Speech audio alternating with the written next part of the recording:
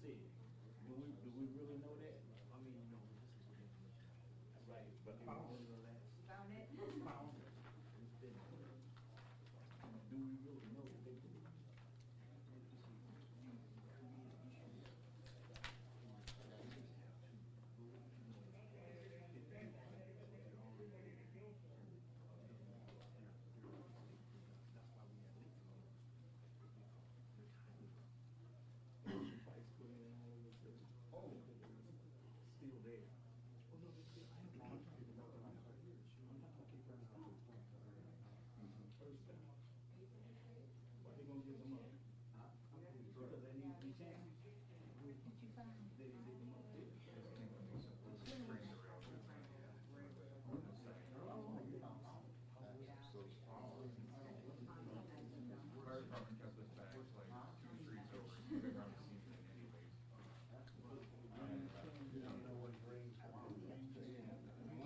He said the car was carry the chemicals and stuff, but the train there, the front wheels came off the thing. He said nothing yet.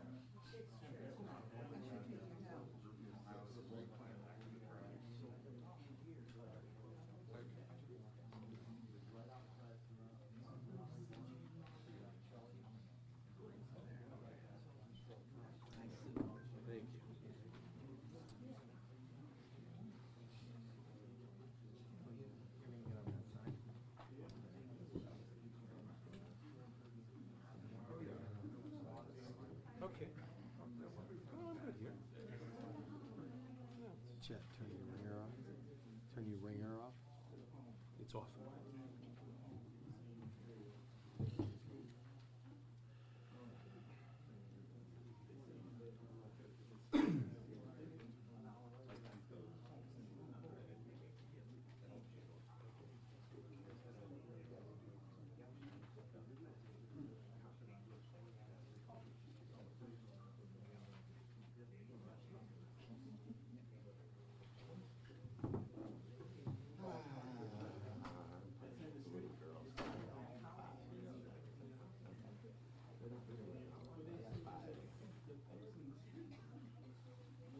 If you guys can take a picture of us, we're going to take one of you. There you go. Come on, do something good. Hey, you know what? We're happy. We're happy you're here. Okay.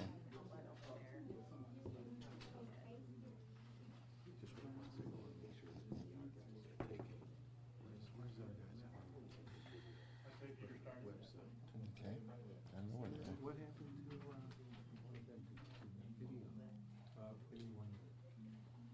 You ask. You know, there's two other. He's going on. Those two other lawyers that are with the firm, those younger guys. He wanted them to videotape this stuff. So if you can tell him, if you can locate them. Okay.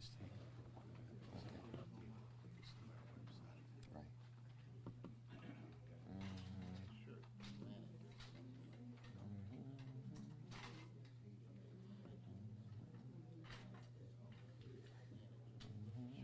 Okay, we got everybody here.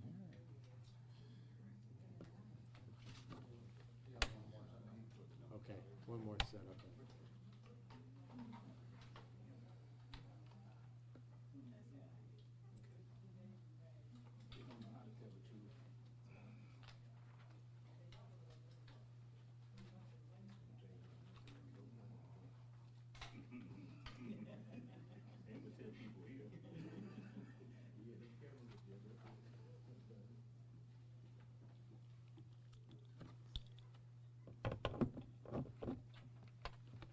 Okay, you know, Chet, we got it looking for. Tell him to get it here. Just wandered off. I'll be here once the guys were standing up in front. Okay.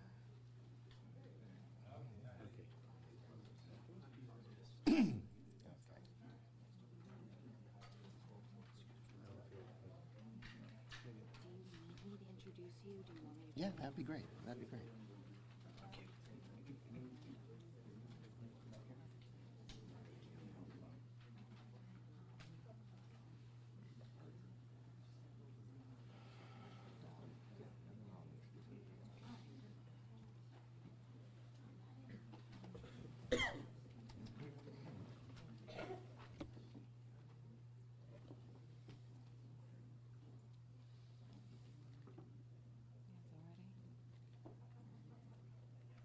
Welcome, everyone. Thank you for coming here to discuss this important issue with us, the lawsuit that was filed last night. I'm here to introduce Mr. Ari Kresh, the CEO of 1-800 Law Firm, and he's going to discuss the issue with you further.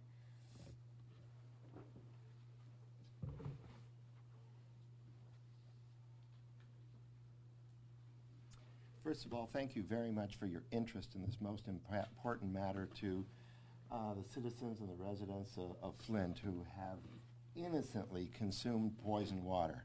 This is a spectacularly important issue for them and for the country as a whole, and we take it quite seriously, and we have filed a lawsuit this morning that really talks to the gravity of this issue, and we wanted to give you an opportunity to ask questions about this lawsuit. I wanted to introduce my partners because we expect that this is going to be in the national spotlight. We partnered with the firm of Byrne Ripka out of New York City and also with the firm of Excola Law in Detroit so that we can make sure to have the talents that's necessary to resolve and to address all of the issues of all of the citizens of Flint and all the different claims that they have. To my right is Chet Kern from the firm. He's an expert on lead and environmental issues. And Mark Byrne, the senior partner of the firm Byrne Ripka, is involved in the World Trade Center resolution. He represents thousands of victims in that matter. And then there's Solomon Radner, who is senior partner at Excola Law, and Hudson Green, who's on the ground for in the city of Flint. We have a storefront office that is not only a law office, but it's a resource center for people to come in, get water, get information, and a couple times a month even get entertained. So with that, I turn the mic over to Mark Byrne. Good morning. Thank you. It's a privilege to be here, but an unfortunate one. I'm from New York. My name is Mark Byrne. I'm the senior partner of the firm of Byrne Ripka. For over 40 years, I've practiced law. I've been involved in some of the worst tragedies that have befell this country. In 2002, we started representing over 10,000 rescue and recovery workers at Ground Zero. The heroes who were at Ground Zero, who were afflicted by all of the toxins of the toxic soup. They had pulmonary problems, cancers. But you know what?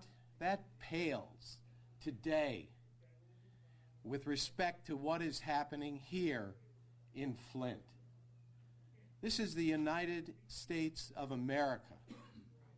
We haven't been attacked by foreign people.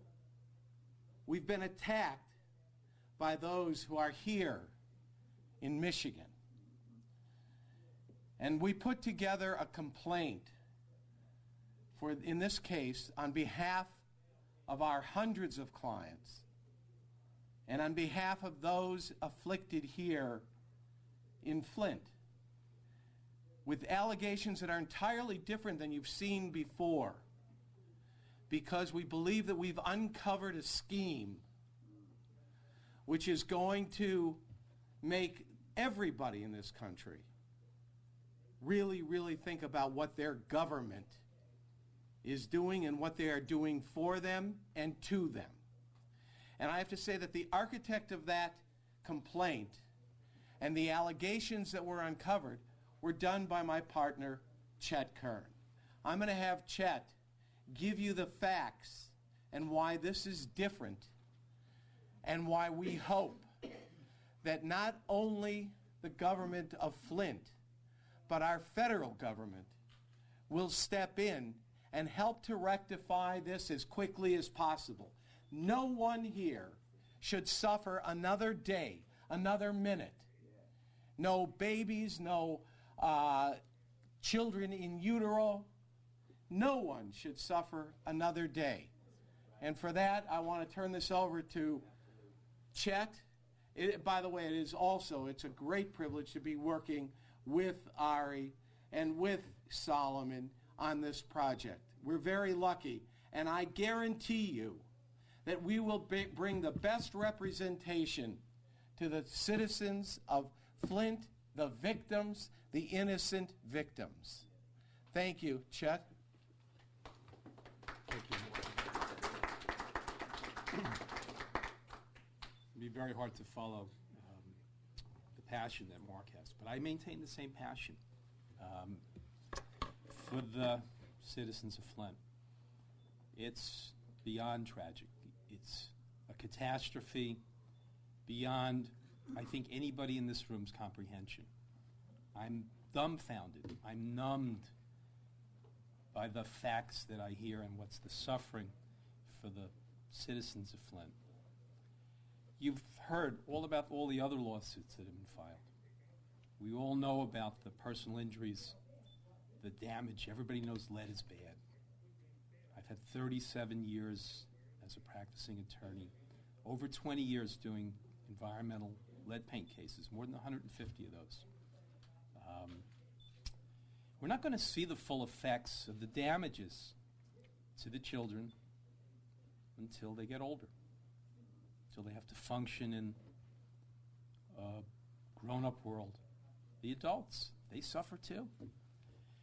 Their injuries are serious, significant. Lead affects the kidneys. Lead causes blood pressure to increase. Lead causes cardiac problems in adults. How did it all happen? I think you all know that there was a switch to the Flint River as the main water source for the city of Flint on April the 23rd, 2014. Anybody have any clue why? Okay, I'll answer it. I'll answer my own rhetorical question. The city of Flint was being run by the state of Michigan, by emergency managers since 2011. The emergency managers reported to the governor, as did the Michigan Department of Environmental Quality, as did the Michigan Department of Health and Human Health and Services. What is it about? Emergency managers, along with the governor, decided that the Detroit water, which had been adequate, safe, great for 50 years, was no longer a viable source because they wanted to save money. Why did they want to save money? Why is there an emergency manager? Well, you have this emergency manager statute that Governor Snyder put in place because, as Governor Snyder testified to in the congressional hearings, he wants to run the state like a business. Well, the citizens of Flint, as shareholders in the corporation of the state of Michigan, I don't think they were treated in an appropriate way. In order to connect to the Flint River, there were private engineering firms who issued reports in 2004, 2011, and before the hookup. There were employees of the city of Flint from the water treatment plant, Michael Glasgow, Howard Croft. They knew the water wasn't good. Mr. Glasgow wrote an email to the MDEQ. What did he say? We can't do this. We can't do this. They did it anyway. Why did they do it? They did it to balance the budget of the city of Flint. I don't know if the money went upstream to the state, but the state's running the city. Mayor Walling, a figurehead, he had good intentions, but he got up on day one and said, the water's good. Drink the water, the water's good. How many times have you told the water was good? Many times. How many hundreds of times were you told the water was good? And the people of Flint relied on what? The state. and the local people that were on the ground in Flint said was good and safe water, all to balance the budget. What a catastrophe. They balanced the budget. They did a great job. They balanced the budget. But they had an intentional scheme, and they coordinated systematic misrepresentations, denials between the MDEQ, the MDHHS, and the water treatment plant personnel and the manager, Howard Croft, to deny that the water was toxic until they couldn't deny it anymore. This couldn't have generated and couldn't have been done without a coordination throughout the state of Michigan. Somebody thought this through beforehand. The water bills in Flint, you've heard a lot about them, right? The highest in the United States. The highest water bills for these people. The highest water bills in the United States, almost $900 a year. The average, anybody know what the average water bill is in the United States? Under $300. So, they hooked up to a free water source. 30,000 residential bills for water went out every month. Let's do the math. They billed until Mayor Weaver just suspended billing on March the 9th of this year, 2016. So during the time that they were hooked up to the free Flint water, didn't cost $1 for them to hook up to the Flint River. So they didn't have to pay the Detroit water, which was perhaps as much as $1 million a month, which was billed to the citizens of Flint, which was funneled back to the Detroit water. So they had this plan that they hatched. They had to cover the 2 years until the hookup to the KWA. You all know what KWA is? I don't want to mispronounce it. It's Karen Gundy Water Authority. I said it right? Thank you. They had a 2-year interstice. 2 years they had to figure it out, and they thought nobody had the intent to poison these good people. They didn't intentionally poison them, but they thought they could deny and get away with it. They thought they could get away with it, all in furtherance of balancing the budget. Well, let me tell you about the budget of the city of Flint. 2011, there was a budget deficit of nearly $20 million. Do you know by June 30th, 2015, anybody look on the City of Flint website? It's right there for you to see. There was a budget surplus of $3.3 million. Where do you think it came from? Anybody want to venture a guess? Anybody want to venture a guess? Hudson, you got a guess? The water bills. $2.7 million a month, approximately, maybe $50 million was billed during this period of time and collected. And you know how they went about this? Remember, this is a municipality that's trying to balance their budget. What they could have done, what they should have done, which would have been appropriate, is like you've heard about municipalities filing for bankruptcy to reorganize their debts. They could have done that, and they could have done it under the auspices of a federal bankruptcy judge. And they would have had a nice plan. And perhaps, if that happened, none of this would have occurred. Never would have occurred. Bankruptcy judge would have never allowed any of this. Emergency managers needed the permission from the treasurer and the governor before the switch to the Flint River. So what happened next? The city would bill for the water. How did they do the bills? Well, they billed through the mail, the U.S. mails. That's interstate commerce. They then had to collect the money. They collect the money. Well, ACHs, you know what an ACH is? Automatic debit to your checking account. Credit cards. Or you can just put simply mail in a check with a stamp back through the the mail service, and again, you're in interstate commerce. If the checks get negotiated, that's through the federal banking system, through the wire system, and those are called predicate acts. I hope you all take the time to read the complaint, because the allegations in the complaint are logical to all of us here. The damages under that portion are for the return of the water bills. A lot of money. We estimate maybe $50 million. A lot of money. For the diminution in the value of the homeowner's property in Flint. The business owners who paid for water to run their businesses.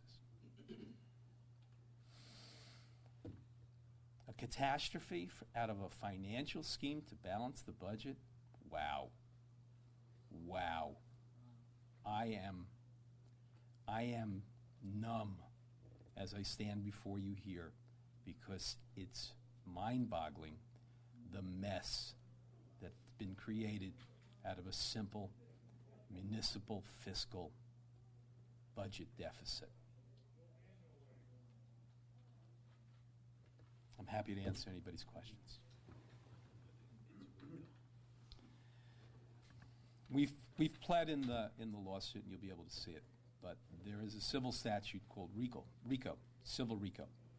And attached to our lawsuit is a detailed, in the cause of action, there's a, in the RICO cause of action, it's very detailed, the steps and how we believe this occurred, and there's a RICO case statement also attached. It's very long, and it's very fact-laden. However, it's required by the courts. We're here to fight for the citizens of Flint. My partner, Mark Byrne, came to me, and we discussed this at length. I discussed this with Mr. Kresh at great length. And I said, I'm going to put my shoulders to the wheel, and I'm here, and I'm not going away until the governor, who has stepped up and accepted responsibility for the state's screw-up, the MDEQ, the MDHHS. Well, he's got to stick out his chest and accept responsibility and make things right for the city of Flint residents. And there's only one way to make it right. The federal government. I had a woman here who was the District 5 supervisor, a woman by the name of Susan Hedman. If you watched the congressional hearings, you saw and you know that Ms. Hedman resigned, as many, many people from the Michigan Department of Environmental Quality resigned also. That would be the director, Dan Wyant, the communications head, Bradley Werfel, Leanne Schechter-Smith. Many people were forced to resign. Why did they resign? Well, I guess they had no choice. I don't know.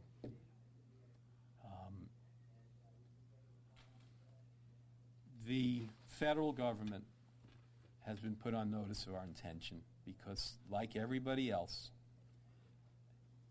deny, they stuck their head in the sand. Remember Miguel del Toro? Everybody recognize his name? He worked for the EPA. He went to the EP, he went to Ms. Hedman. He went to the MDEQ. He went to the governor. He went to Dennis Muchmore. He told them, guys, there's a problem here. There's a problem. We got to deal with it. We can't stick our heads in the sand. Well, federal government did the same thing. President Obama declared a national emergency in Flint. I think it's time for everybody to step forward. And we hope to be able to quantify all of these damages, not only to the infants, not only to the adults, but you know what really, really makes me crazy on top of a fiscal budget, you know, a scheme to balance the budget, you know, this is kind of the gift that just keeps giving. Unbelievable. But you know that any woman of childbearing age who's been exposed to lead, and you look right in the Michigan safe water regulations and the reports from the MDEQ, they will pass it on to their child in utero. Oh my God. Oh my God. It's just going to keep going. When's it going to go away? How do we make it go away? Well, we're here to fight. I'm here to fight for the good citizens of Flint who didn't do anything wrong. All they did was justifiably rely on every representation that the water was safe. Nobody intentionally wanted the people of Flint to be poisoned. There was no intent to poison them. All of this came out of a scheme to balance the budget of the city of Flint. What year is this? My God, there are some questions. Just let me take some questions more. Can you explain civil RICO and what the implications would be for Governor Snyder? There are no implications for Governor Snyder. Civil RICO is civil. And what it amounts to is whatever damages are determined by the court will be tripled. Treble damages. 3 times the amount. So if a residence was worth $50,000, now it's worth $10,000. And we'll be able to quantify that. The difference is $40,000 tripled, $120,000 to that homeowner. Same thing for the return of the water bills. Same thing for business owners. That's the civil RICO statute. And it's very specific as what's required to be able to prove it. We expect, I don't know what to expect. I don't know what to expect. I don't know what to expect in response to the civil RICO. So could this affect Governor Snyder's personal finances? Or is this He is, as you know, the governor and the other lawsuits, he maintains immunity. However, Governor Snyder is sued individually in our lawsuit, as is Dennis Muchmore, as is all the people from the MDEQ, the MDHHS, and the employees from the city of Flint, who all had the ability to stop this before it happened, including the private engineers, who you know, Rowe and Lan and Veolia. Yes. Can you talk a little bit about, you mentioned the emergency manager law. So, I mean, is Yeah. the argument for the scheme that you're alleging that instead of using federal bankruptcy, they relied on this law that... Okay, they had an option because this was the second emergency manager statute. You know, there was the one that was repealed in 2012, and there were 200,000 signatures, and it was voted on by the citizens of the state of Michigan to toss that law.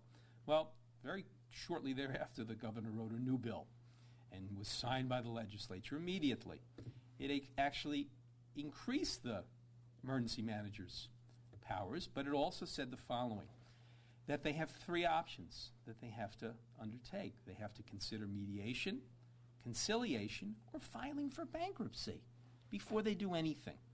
That was an option. That was a requirement. And when they filed the bankruptcy, okay, they misrepresented, if they filed the bankruptcy, they misrepresented the property of the debtor, which would have been the city of Flint, because the city of Flint was now going to be getting free water. They couldn't have filed the bankruptcy because the bankruptcy judge would have stepped in and said, you have to give them safe water.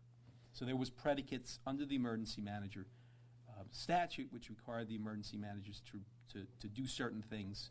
One of the options was to file bankruptcy. Anybody? Yes. What are examples where this statute has been used in similar cases? And did you succeed in getting, or did anyone succeed in getting damages for the plaintiffs? There's been lots of civil RICO cases. Lots of civil But I RICO mean, cases. similar to I've never seen a set of facts like this. This is just unique. The complaint is really long, but the facts here, they kind of start out very generic, but the crescendo that this reaches at the end of 2015 and early 2016 is unheard of. This is going to be the centerpiece. This is not going away. You know, we all know about the problems in all the other cities that we're hearing about, and the infrastructure and the lack of money, and you're going to hear, oh, the lack of money, the lack of money, the lack of money. Well, you know, civil RICO is powerful too. It is. It is. You named 3 of the 4 emergency managers, but not Mike Brown. Mike Brown was prior. He wasn't. But he Ed did- Kurtz. Ed Kurtz is the one who wrote the letter to Treasurer Dillon. But Mike, you know, you're talking about this as far as the financials. Mike Brown was involved in raising the rates on water and sewer, and also Mike Brown came in. He came in again after Ed Kurtz left.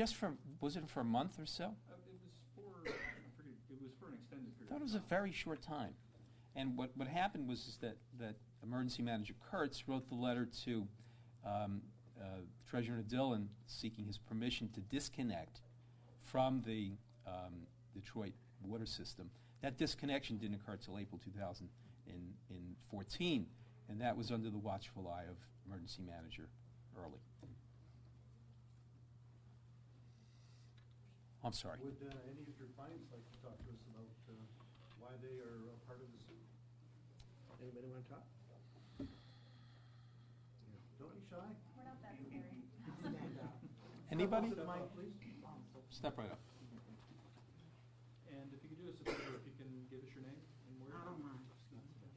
At first I had an apprehension, but I'm okay now. My name is Lorene Haynes. In the midst of all of this, I have lost a husband and a daughter. My granddaughter is affected with the lead.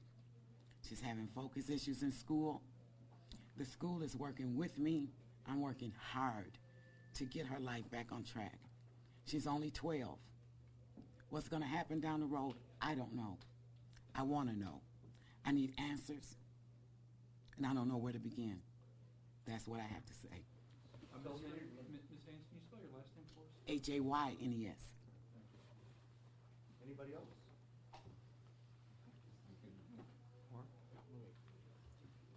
I just want to make a couple of other comments, and Chet laid this out to you.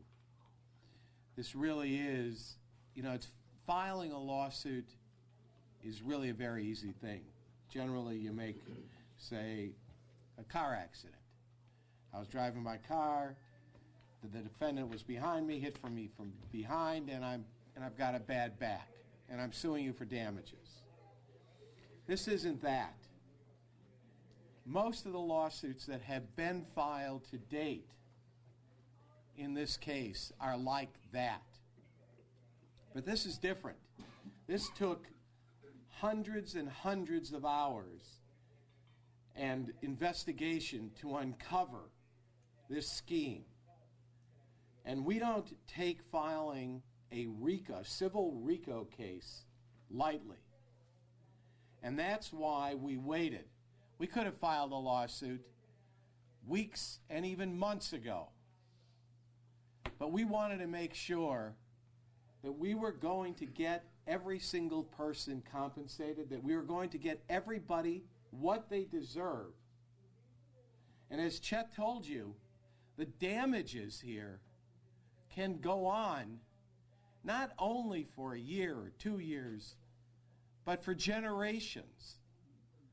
The tenor of this entire area has been changed forever as a result of this scheme. And that's why we worked hard to uncover the scheme, and that's why we're here today. You know, it's the beginning of the baseball season. And this is opening day, and we're throwing out the first ball for everybody in Flint. And we're going to go all 9 innings until we win for them. And hopefully, this will be the end. Chet told you about the EPA. This isn't the first time. Unfortunately, there's a history of the EPA misleading human beings. A week after the towers fell in 9/11, the head of the EPA, Christy Whitman, came out and said, "That's all right, go down to that site. The air is fine, breathe the air." And it's caused tens of thousands of people all kinds of injuries. And now it's happened again, and it's happened here. And we hope it will never, ever happen again. And that's why we took the care and we did the investigation to bring the case like this. Hopefully, it won't happen again. But they say history repeats itself. How many people have signed up? Hundreds. We've had hundreds so far. Many hundreds. I wish we didn't have to say that we would expect hundreds, if not thousands more, but I think we do. You made reference to the other lawyers who've been involved in cases. The city obviously has suffered from a lot of different problems and plagues. Are we now also dealing with a plague of lawyers who are taking advantage of this situation as well? No, I'm just saying that we handle things differently. We look at things differently. It's very easy, as I said, just to say, you got bad water and now you're hurt. But we wanted to find out why. Why did this happen?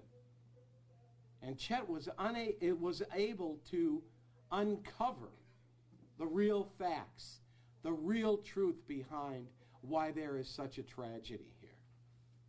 That's the difference.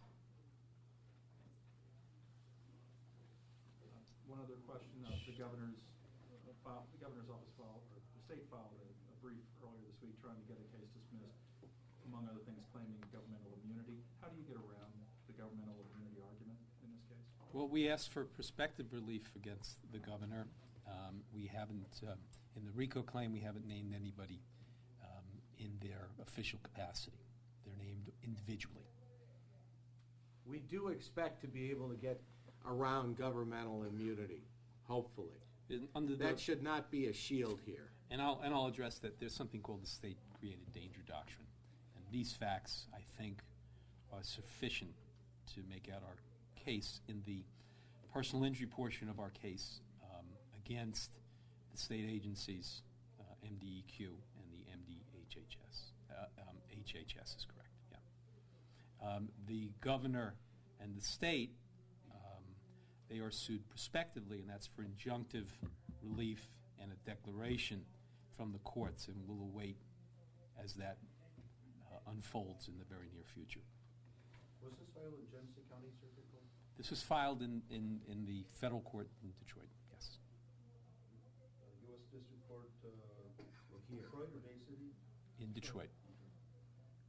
It was actually filed in Flint, but it was transferred over to the Detroit court.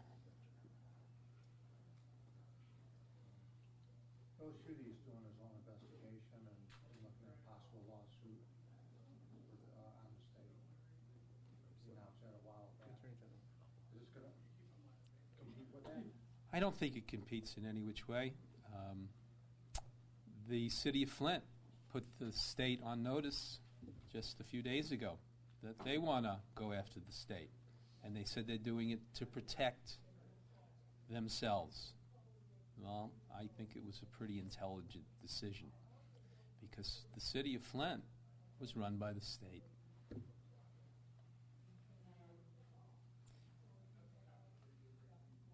There are many investigations going on. We don't know anything about any of those investigations. We know what information we were able to come up with, and with the Vern Ripka staff and the able attorneys who assisted me, who put in thousands and thousands of hours of their time for the people of Flint. We've come to what we think are our conclusions, and we will rely upon what the courts tell us and what the press tells us and what everybody else tells us. But I think we have a pretty clear picture of what happened here. Was it true that Detroit was cutting Flint off? No. They were raising the rates a little bit. And ultimately, Detroit came back and actually was going to lower the rate during that 2-year period. And you remember when the city council of Flint, under emergency manager Ambrose, they voted to disconnect sometime in early 2015. They were going to disconnect They voted to disconnect 7-1. And you know what Emergency Manager Ambrose said? I'm overruling you. No way. No way. He wanted the free Flint water to be able to bill. They had no power. The city council, they had no power. They voted to terminate the Flint River as a water source and go back to Detroit. Detroit said, free connection, we're not going to charge you. Free connection, free water. Ambrose said no. Do you have a ballpark figure for what you're looking at here? No. Or compensation figure for the folks? We have to figure out, and we have to figure out with accuracy, the costs of the repairs to the plumbing, the cost of the diminution in value of the properties, the loss to the businesses, and the losses to the individuals, the adults, the children, and the children's children. I mean, I've done a lot of these cases. I can tell you there's ballparks in all of those, but every case is an individual case. We look at every one of our clients as an individual, and every case has to be looked at individually. And as far as your compensation on a settlement or a judgment, is it 10% of a verdict or 20%? I'll let Mark address that, but generally, it's in the court's discretion. Basically, it's a contingent fee. We don't get paid unless our clients get paid, and that's an individual case by individual contract. Because it's so complicated, could this take years before it's settled? It could, hopefully, the defendants in this case will step forward and put an end to this sooner rather than later. It took 8 years for the World Trade Center litigation. It's taken longer. There are other cases which have been rushed to the forefront. If any case screams for getting resolved quickly, it is this one. So you can only hope that the defendants in this case will do the right thing and step up and resolve it as quickly as possible.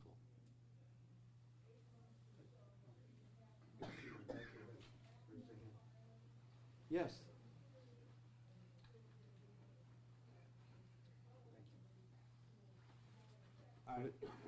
Tell us your Sir, name. if you can give us your name. The name is Sam.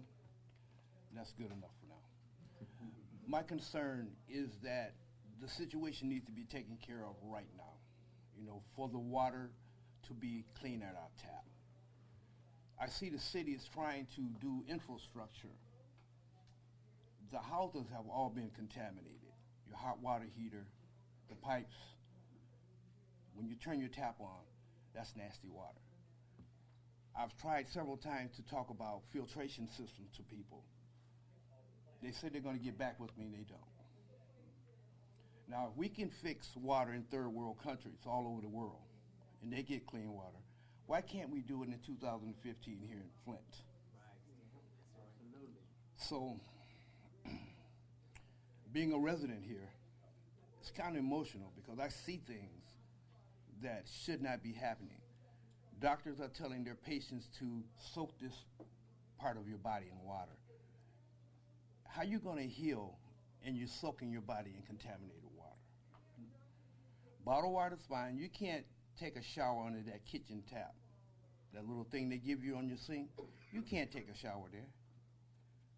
So, filtration systems is something that I installed in my house back in February. I have 0 lead, 0 copper, chlorine's gone, and basically everything else.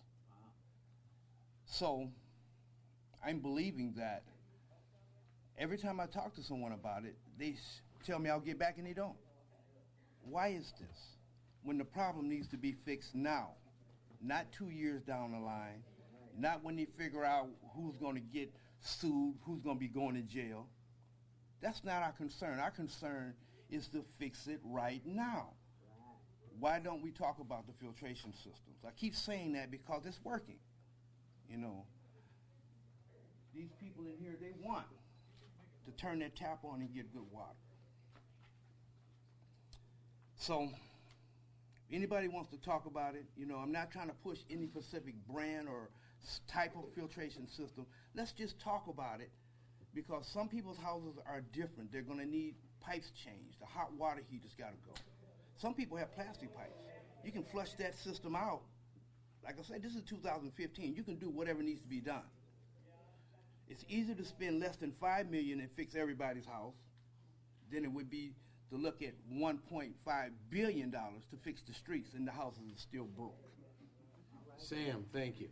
And he's right. It didn't have to come to a lawsuit. The government should have done what they know should have been done without all of these lawsuits. That's right. Now there's an answer, and they still won't address that. That's what's got me upset. And he's right. $1.5 billion isn't even going to come close. There will be billions and billions of dollars of damages. Thank you, Sam.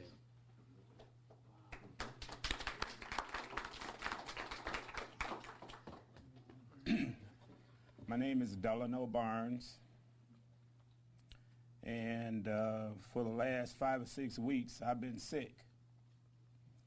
I don't know how. I don't know what it was. I've got some antibiotics from my doctor. My doctor's not really telling me what it is. People been dying, and nobody's been really addressing this issue. And the Flint is trying to get us to pay for water that is poisoning our families, and for generations is going to happen and not be addressed. And you guys are the heads of the community, the people that's paying this money. Why are we paying for poison? They want us to pay this water bill, and they haven't even addressed the issue.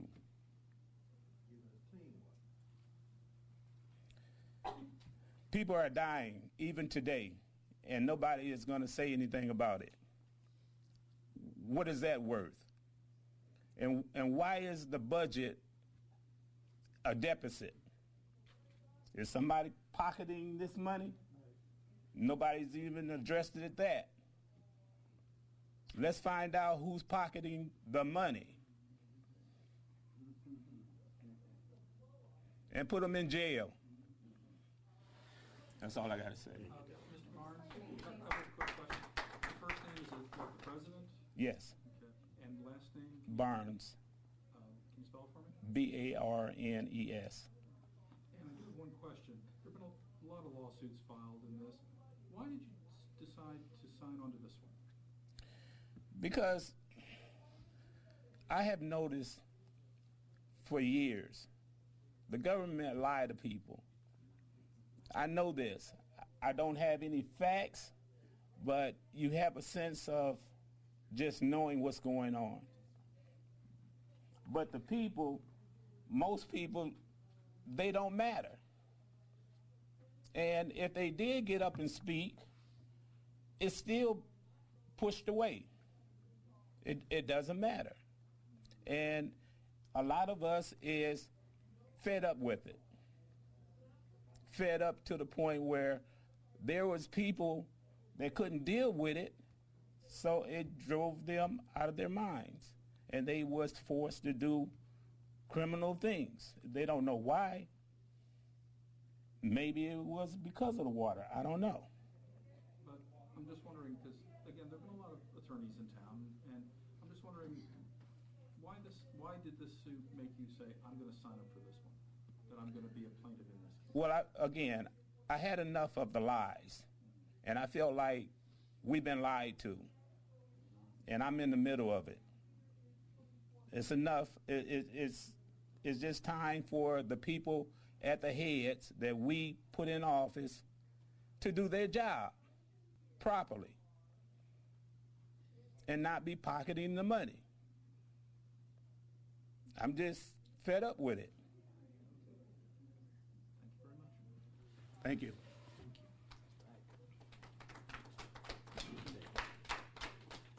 Did you have a question? Oh, I'm all set. Okay. Anybody else? Perhaps.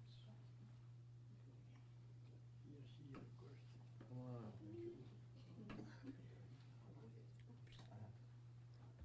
Tell us your name. My name is Claudine Wesson, like Wesson Oil.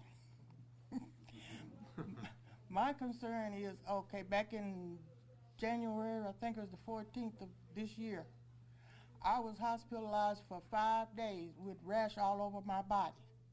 They couldn't tell me what the rash was. And that's my concern. I believe it was the water. And I have quite a bit of health issues, and I'm concerned about that.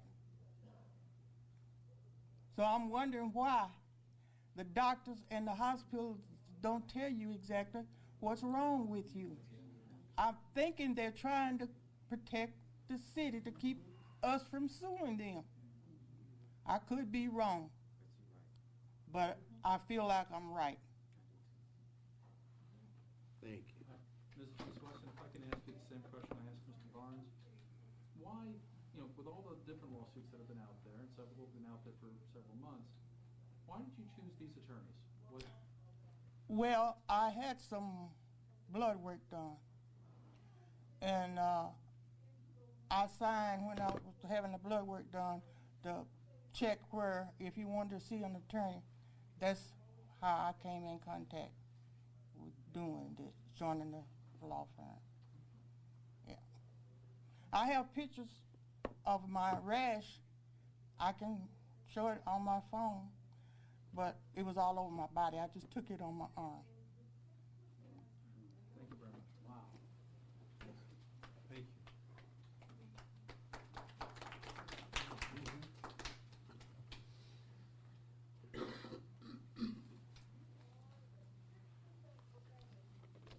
My name is Darlene Long, and I moved in, I've been living here in Flint, but I moved inside of Flint 2012. And then as soon as I moved in my sister house, I realized that we were having more complications with our problem. My husband's a diabetic, my son is a diabetic, my daughter, she has cerebral palsy. And when we moved over into Flint, I realized that our hair was falling out, shedding real bad. So I went to my doctor, and my doctor took me to a dermatologist. She sent me to him. I've been going for 3 years. My hair is just barely improving. It breaks out. It looked like I have ringworms. My daughter looked like she have ringworms. And her finger, I noticed that it started off with one baby finger, was looking like fungus on it. Now it's deteriorated. She got 3 fingers that are fungus up, real bad. And I've been going to the dermatologist for her and still going to the dermatologist. They're not giving me no answer. They would not say it's related to lead water. And I do have pictures of it that I took. And this is some of the pictures of what my head looked like. Different spots, area, and all broke out. I was full of thick, healthy hair, and this is the result of living in Flint.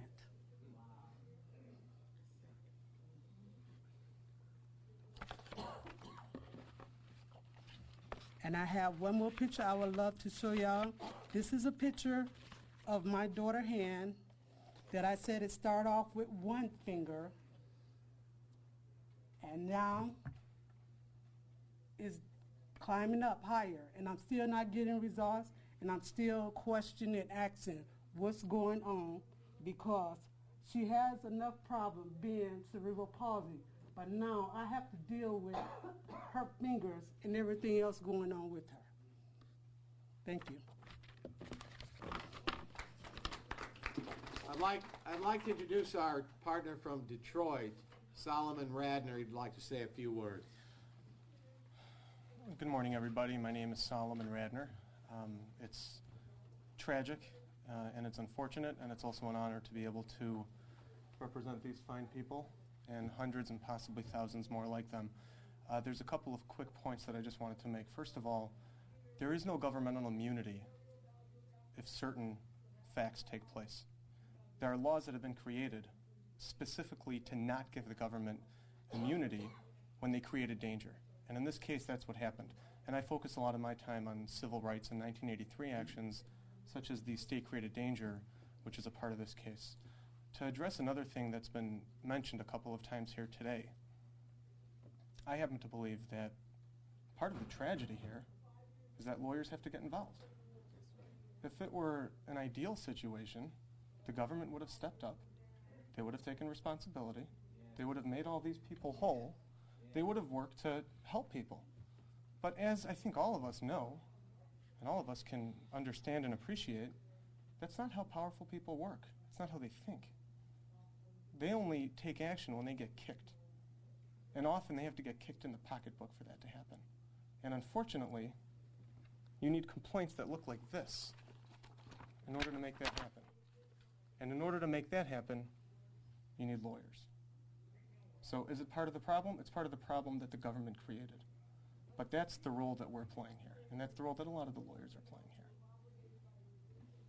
Thank you. Mr. Radner, if you could state your name once again and the firm you represent. Solomon Radner, that's R-A-D-N-E-R. The name of the law firm is Excollo Law, E-X-C-O-L-O. Thank you. Thank you.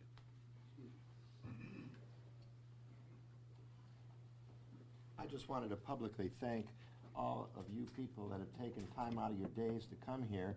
I just want to tell you that we have the responsibility and the role to be the mouthpiece for a lot of people that are timid, and they have claims, but they don't know how to assert themselves against the structure that's currently in place. They've been betrayed and violated by their public officials, and I wanted to, may I ask you to come up here, because I'm going to just take the bull by the horns over here.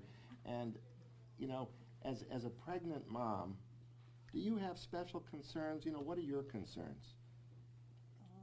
My baby will come early or have the birth defects or other Now, how pregnant are you?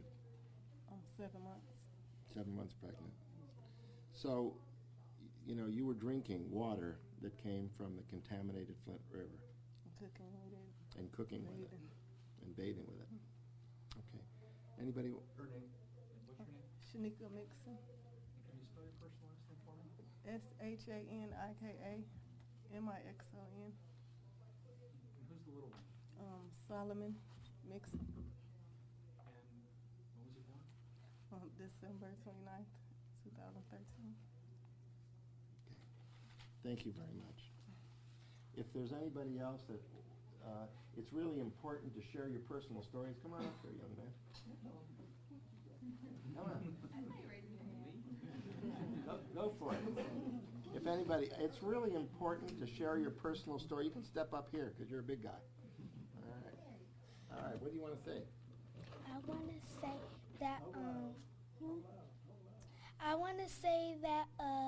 I think my eczema comes from the water, and What's your name? Braylon Braylon what? Burke. Okay, Braylon Burke. Hey, do you want to be a lawyer when you grow up? Yes. Okay. There we go. You got a job. He should be thinking about things like Little League, not about what the poisonous water is doing to him.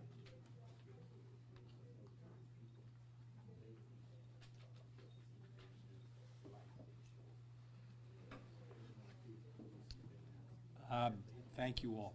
I know this was a lot. There's a lot here. There's a lot to deal with for this community. You've heard of a lot of different lawsuits. You've covered a lot of press conferences. You've covered a lot of and read a lot of information.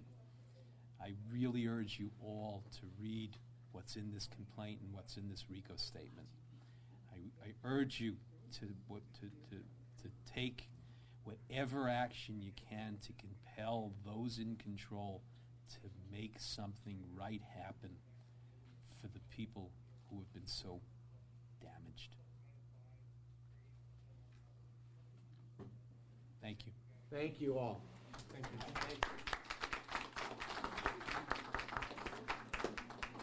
There's a copy of the complaint and the supporting statement on the RICO claim, if anybody wants to take one. Is it right here?